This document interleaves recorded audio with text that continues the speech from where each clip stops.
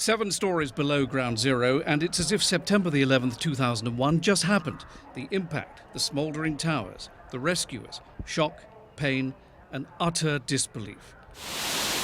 There was never much doubt a memorial museum would be built after 9/11, but any notion it would be easy was misguided. For 13 years, 3 longer than planned, arguments have slowed down the progress of the National September the 11th Memorial and Museum. Many 9/11 families are angry that thousands of unidentified body parts are being stored this far underground in an area that flooded during Superstorm Sandy. Would we ever have picked a basement that could be flooded?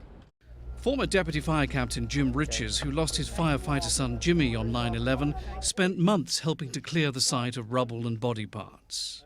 It's going to be a powerful museum. They don't need these P.T. Barnum productions of putting human remains in the museum. Museum director Alice Greenwald says housing the remains fulfills a promise made to a coalition of family members back in 2003. Another concern is a 6-minute video called The Rise of Al-Qaeda. An interfaith clergy advisory committee found most of the exhibits in the museum to be inspirational, but said they had a problem with the film. Didn't deal with, in a kind of subtle and sophisticated way, with the difference between Al-Qaeda and Islam as a religious tradition. Alice Greenwald says the Muslim experience of 9/11 is well documented throughout the museum beyond the Al-Qaeda exhibit. We over and over and over again make it clear that this is not mainstream Islam we're talking about. This is a radicalized group of people with a murderous agenda who are being treated as criminals in this museum.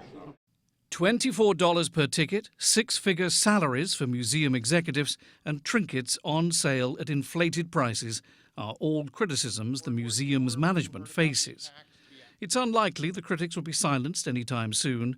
But despite it all, for now at least, the US has a new focus for mourning those lost on 9/11. John Terrett, Al Jazeera, New York.